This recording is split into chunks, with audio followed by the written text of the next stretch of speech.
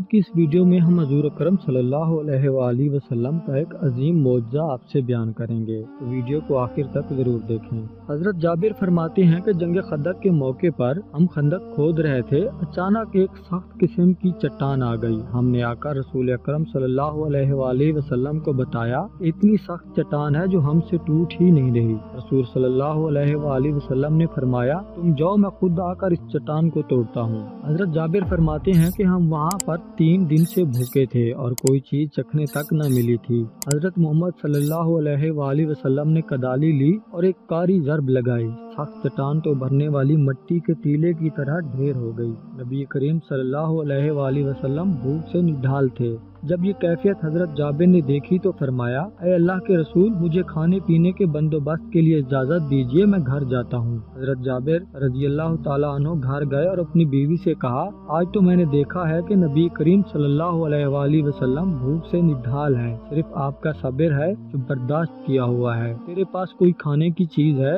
حضرت جابر کی بیوی نے کہا، میرے پاس کچھ جو ہیں اور ایک بھیڑ کا بچہ ہے۔ حضرت جابر نے بھیڑ کے بچے کو ذبح کیا اور حضرت جابر کی بیوی نے آٹا گوندنا شروع کر دیا۔ حضرت جابر اس کے بعد رسول صلی اللہ علیہ وسلم کے پاس آئے اور عرض کیا، اے اللہ کے رسول، گھر میں تھوڑے سے کھانے کا بندوبست ہوا ہے، آپ تشریف لے چلیں اور ساتھ 1 یا 2 آدمی اور لے لیں، کافی ہیں۔ رسول صلی اللہ علیہ وسلم نے پوچھا، وہ کھانا کتنی مقدار میں ہے؟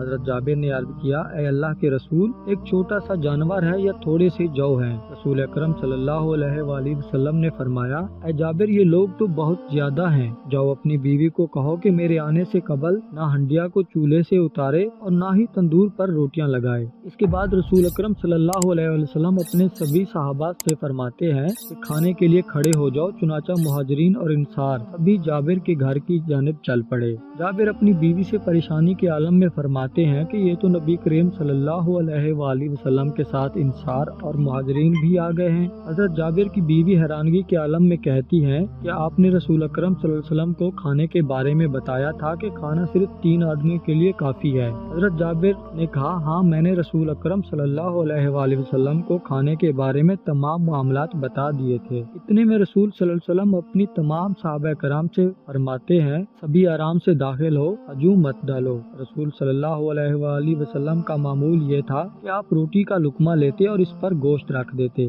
ساتھ ہی فوراً ہنڈیا کو ڈھانپ دیتے اور تندور کو بھی۔ جب روٹی لے لیتے تو پھر اپنے صحابہ کو قریب کرتے جاتے تھے۔ ہر بار آپ صلی اللہ علیہ وآلہ وسلم ایسا ہی کرتے جاتے تھے، کبھی سالن لیتے اور کبھی روٹی، اپنے صحابہ کے قریب کرتے، حتیٰ کہ سبھی کھانا کھا کر سیر ہو گئے، لیکن کھانا جوں کا توں ہی پڑا رہا۔ رسول صلی اللہ علیہ وآلہ وسلم نے جابر کی بیوی کو حکم دیا کہ اس کھانے کو تم بھی کھاؤ اور لوگوں کو ہدیہ کے طور پر بھی بھیجو، کیونکہ وہ بھی بھوکے ہیں۔ دوستو، یہ نبی کریم صلی اللہ علیہ وآلہ وسلم کا معجزہ ہی تھا کہ اللہ نے کھانے میں اتنی برکت عطا فرمائی کہ سب لوگوں نے پیٹ بھر کر کھانا کھایا، لیکن کھانا جوں کا توں ہی پڑا رہا۔ یہ واقعہ بخاری اور مسلم کی کتابوں میں بھی موجود ہے۔ اگر ویڈیو اچھی لگی ہے تو اسے لائک کریں اور چینل کو ضرور سبسکرائب کریں۔